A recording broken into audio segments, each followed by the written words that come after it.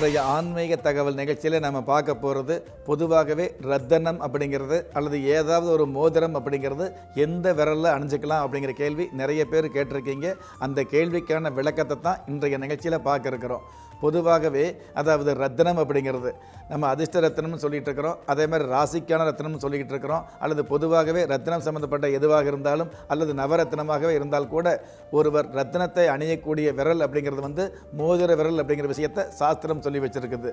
ஒரு மனுஷாளுக்கு கை விரலில் 10 விரல் இருந்தால் கூட ஏன் இன்னும் ஒரு சில பேருக்கு இதே கை விரலில் 11 விரல் அதிர்ஷ்ட விரல் என்று ஒரே கையில் 6வது விரல் இருக்கக்கூடிய சூழலும் இருந்துகிட்டு இருக்கும். அந்த மாதிரி 10 விரல் இருந்தால் கூட இந்த மோதிர விரலில் தான் நம்ம மோதிரம் போடணும், ரத்தினம் போட்டுக்கணுங்கிற விஷயத்தை எதனால் சாஸ்திரம் சொல்லி வச்சிருக்குது அப்படின்னா, பொதுவாகவே அதாவது இந்த உலகத்தில் பிறக்கிற எந்த ஒரு மனுஷனாக இருந்தாலும் அந்த மனுஷாளுக்கு யோகம் அப்படிங்கிறது அல்லது அதிர்ஷ்டம் அப்படிங்கிறது நிச்சயமாகவே இருந்துகிட்டு இருக்கும். ஒரு மனுஷாளுக்கு எப்படி ஜனனம் அப்படிங்கிறது உறுதியானது, மரணம் அப்படிங்கிறது அதை விட உறுதியானதாக இருக்குதோ, அதே மாதிரி யோகம் அப்படிங்கிறது நிச்சயமான உறுதியானதாக ஒன்று இருந்துகிட்டு இருக்குது. அது தெய்வ சாஸ்திரப்படி ஒரு விதியாகவே இருந்துகிட்டு இருக்குது. அந்த வகையில் உங்களுக்குன்னு விதிக்கப்பட்ட இந்த உலகத்தில் இருக்கக்கூடிய இந்த பிரபஞ்சத்தில் இருக்கக்கூடிய யோகங்கள் உங்களுக்கு கிடைக்கக்கூடிய பாக்கியங்கள் இருந்துக்கிட்டு இருக்கும். ஒருவருடைய யோகம் எங்கே இருக்குது அப்படின்னா ஜாதகத்தில் இருக்குதுன்னு கிடையாது. ஜாதகத்தை பார்த்து நம்ம தெரிஞ்சுக்கிறோம் உங்களுக்கு எந்த வயசில் யோகம் வருது, எந்த வயசில் அதிர்ஷ்டம் வருது, எந்த மாதிரியான வாழ்க்கை அமையுது அப்படிங்கிற விஷயத்தை ஜாதகத்தை பார்த்து தெரிஞ்சுக்கிறோம். அதாவது உங்களுடைய ஜாதகம் உங்களுக்கு சாதகமாக இருக்குதா அப்படிங்கிற விஷயத்தை உங்களுடைய ஜாதகத்தை பார்க்கும்போது நம்ம தெரிஞ்சுக்க முடியும். ஆனால் அதிர்ஷ்டம் சம்மந்தப்பட்ட விஷயங்களை வரவழைக்கக்கூடிய ஒரு அற்புதம் சாதாரணமாகவே இந்த அதிர்ஷ்டம் அப்படிங்கிறது எங்கே இருக்குதுன்னு எடுத்துக்கிட்டோம் அப்படின்னா, உங்களை சுற்றியுள்ள 5 பஞ்சபூதங்களில் தான், இந்த அண்டத்தில் தான் உங்களுடைய பிண்டத்திற்கான அதிர்ஷ்டம் இருக்குதுங்கிற விஷயத்தை நாம் உறுதியாகவே தெரிஞ்சுக்க முடியும்.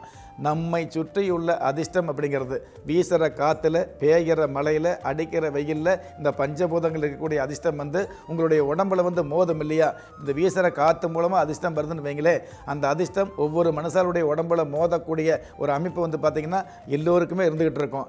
ஆனால் இந்த உடம்புல என்ஜான் உடம்பு இருந்துக்கிட்டு இருந்தால் கூட இந்த உடம்புல அதிர்ஷ்டம் அப்படிங்கிற ஒரு மிகப்பெரிய அமைப்பு அல்லது உங்களுக்கான யோகம் அப்படிங்கிற ஒரு அமைப்பு அல்லது பிரபஞ்சத்திலிருந்து வரக்கூடிய உங்களுக்கான சாதகமான ஒரு அமைப்பு உங்கள் உடம்புல எந்த இடத்துல மோதுது அப்படின்னா, முதல்ல மோதக்கூடிய இடம் பார்த்திங்கன்னா இந்த மோதிர விரல் தான்.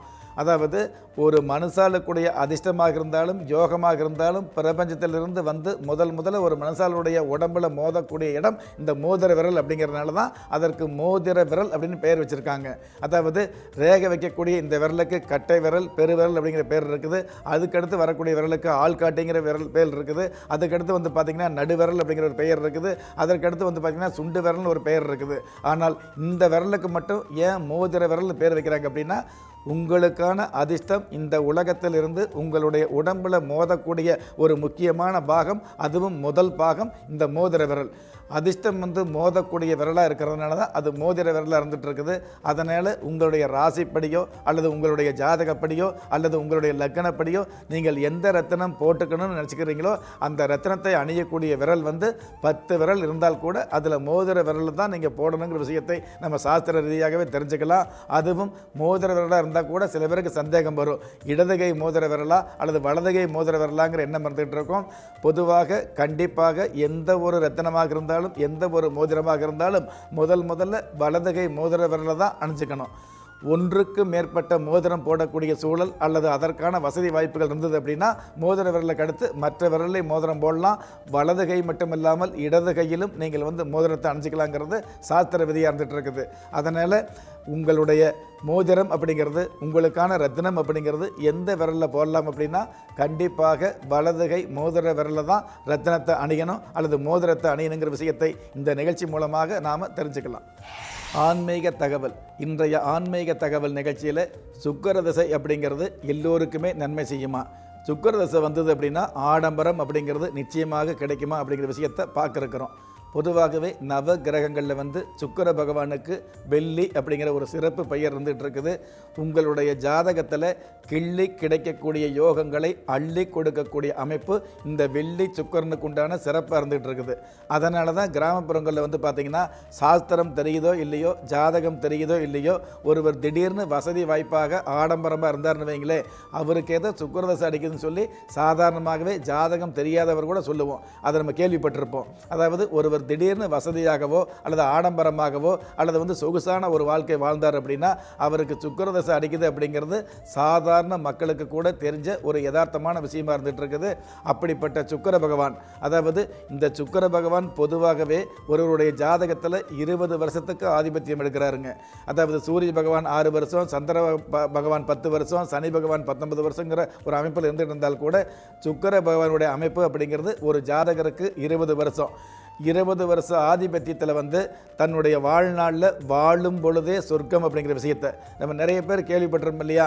நம்ம நல்ல முறையில் ஒழுக்கமாக இருந்து நேர்மையாக இருந்து அடுத்தவர்களுக்கு தான தர்மம் செஞ்சு அடுத்தவங்களை கஷ்டப்படுத்தாமல் நல்ல முறையில் வாழ்ந்தோம் அப்படின்னா தன்னுடைய மரணத்துக்கு அப்புறம் நம்ம சொர்க்கத்துக்கு போவோம் அப்படிங்கிற விஷயத்தை நம்ம நிறைய பெரியவங்க தாத்தா பாட்டி கொள்ளு தாத்தா கொள்ளு பாட்டி சொல்ல கேட்டிருப்போம்.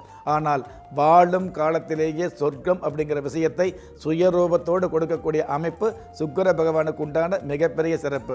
அப்படிப்பட்ட சுக்கிர பகவான், அப்படிப்பட்ட சுக்கிர திசை எல்லா ஜாதகத்துக்குமே நல்லது பண்ணுமான்னு கேட்டிங்கன்னா நல்லது பண்ணுவது இல்லை, நல்லது பண்ணவும் முடியாது அப்படிங்கிறது தான் யதார்த்தமான ஒரு பதிலாக இருந்துகிட்டு இருக்கும். ஏன்னா சுக்கிர பகவான் யார் ஒருவர் ஜாதகத்தில் சுக்கிர பகவான் ரிஷப ராசியிலேயோ அல்லது துலா ராசியிலேயோ அல்லது மீனம் ராசியில் இருக்கிறாரோ அந்த ஜாதகருக்கு சுக்கிர திசை வரக்கூடிய காலங்களில் மிகப்பெரிய ஆடம்பரங்கள் கிடைக்கக்கூடிய வாய்ப்புகள் அதிகரிக்கும். இதே சுக்கிர பகவான், அதாவது மீன ராசியில் சுக்கிர பகவான் இருந்து அந்த சுக்கிர பகவானோடு சந்திர பகவானும் சேர்ந்து அல்லது குரு பகவான் இணைந்து இருந்தது அப்படின்னா கலைத்துறையில் மிகப்பெரிய மேன்மைகளை நீங்கள் சாதாரணமாக நடந்து போனால் கூட ஒரு ஜாதகத்தில் ஒருவருக்கு சுக்கிரதசை இருந்தது அப்படின்னா அல்லது சுக்கிர பகவானுடைய ஆதிக்கம் அதிகமாக இருந்தது அப்படின்னா அல்லது சுக்கிர பகவான் ஆட்சி உச்சம் பெற்றிருந்தது அப்படின்னா அல்லது அதே சுக்கிர பகவான் நட்பு வீட்டில் இருந்தது அப்படின்னா அல்லது சுக்கிர பகவான் பஞ்சமாதிபதியாக வந்தது அப்படின்னா அல்லது சுக்கிர பகவான் திரிகோண ஸ்தானாதிபதியாக வந்தது அப்படின்னா அந்த ஜாதகர் சாதாரணமாக நடந்து போனால் கூட அந்த நடந்து போகிற விஷயம் கூட ஒரு நளினமாக நாட்டியமாக தெரியக்கூடிய ஒரு வசியம் நிச்சயமாக ஏற்படுது அப்படிங்கிற விஷயத்தை நாம் சாதாரணமாகவே தெரிஞ்சுக்க முடியும். அதே மாதிரி கலை சார்ந்த விஷயங்களில் நல்ல ஒரு ஆர்வம் ஏற்படக்கூடியது, கலை சார்ந்த துறைகளில் முன்னணியாக வரக்கூடியது. இதற்கெல்லாமே சுக்கிர பகவானுடைய அமைப்பும் புதன் பகவானுடைய சிறப்பும் ஒரு ஜாதகத்தில் இருக்க வேண்டிய அமைப்பாக இருந்துகிட்டு இருக்குது. அந்த வகையில் சுக்கிர பகவான் உங்களுடைய ஜாதகத்தில் கேந்திர ஸ்தானங்களிலேயோ திரிகோண ஸ்தானங்களிலேயோ அல்லது நட்பு சம்பந்தப்பட்ட விஷயங்களிலேயோ அல்லது ஆட்சி அல்லது உச்சம் சம்பந்தப்பட்ட அமைப்பில் இருந்தது அப்படின்னா கண்டிப்பாக உங்களுடைய வாழ்க்கையில் மிகப்பெரிய சுகபோகங்களையும் மிகப்பெரிய ஆடம்பரங்களையும் அனுபவிக்கக்கூடிய சாதாரண வாகனம் அப்படிங்கிறத விட ஆசைப்பட்ட வாகனம் அப்படிங்கிறத விட ஆடம்பரமான வாகனம் அமையக்கூடிய பாக்கியங்களும் நிச்சயமாகவே இருந்துகிட்டு இருக்கும் அப்படிங்கிறது யதார்த்தம். இப்படிப்பட்ட சுக்கிர பகவான் யார் ஒருவர் ஜாதகத்தில் கன்னி ராசியில் இருக்கிறாரோ அல்லது சுக்கிர பகவான் பகை கிரகத்தோடு சேர்ந்திருக்கிறாரோ அல்லது சுக்கிர பகவான் பகை அதாவது பாவ கிரகத்தோடு சேர்ந்திருக்கிறாரோ அந்த ஜாதகருக்கு சுக்கிர தசை வரக்கூடிய காலங்களில் நிச்சயமாக பாதிப்பு ஏற்படுது அப்படிங்கிறது தான் உண்மையான விஷயமா இருந்துகிட்டு இருக்குது. வெகுமானத்தை கொடுக்கக்கூடிய மிகப்பெரிய ஒரு அனுமானத்தை கொடுக்கக்கூடிய மிகப்பெரிய ஒரு சொர்க்க சம்பந்தப்பட்ட வாழ்வு கொடுக்கக்கூடிய இதே சுக்கிர பகவான் ஒருவருடைய ஜாதகத்தில் கெட்டு போயிருந்தார் அப்படின்னா அவருடைய வாழ்க்கையில் வெகுமானம் அப்படிங்கிறத விட அவமானம் தான் அதிகமாக இருக்குது அப்படிங்கிற விஷயத்தை நம்ம தெரிஞ்சுக்கலாம். பொதுவாகவே சுக்கிர பகவான் ஆடம்பரத்துக்கு அதிபதியாக இருக்கிறதுனால, சுகபோகத்துக்கு அதிபதியாக இருக்கிறதுனால, கலையான முக தோற்றத்துக்கு அதிபதியாக இருக்கிறதுனால ஒருவருக்கு சுக்கிர பகவான் ஆதிக்கம் வந்துன்னு வைங்களே வயது ஆகாக இளமையாக தெரியக்கூடிய பக்குவங்கு கூட அதிகமாக இருந்துகிட்டு இருக்கும். அந்த மாதிரி இந்த மாதிரியான நல்ல விஷயங்களுக்கு அதிபதியாக இருக்கக்கூடிய சுக்கிர பகவான் உங்களுக்கு கெட்ட இடத்திலிருந்து வந்தால் கூட இந்த மாதிரியான நன்மைகளை ஓரளவு செய்வாருங்க.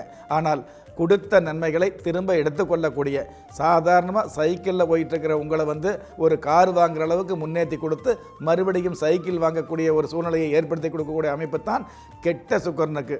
உங்களுடைய ஜாதகத்தில் நீச்சம் பெற்ற சுக்கிர பகவானுக்கு இருக்குதுங்கிற விஷயத்தை நீங்கள் மறந்துட வேண்டாம். அதனால் உங்களுடைய ஜாதகத்தில் சுக்கிர பகவான் நல்ல இடத்துல இருந்தார் அப்படின்னா இந்த மாதிரியான சுக போகங்களை சுக பாக்கியங்களை நீங்கள் சந்திக்க முடியும், அனுபவிக்க முடியும்.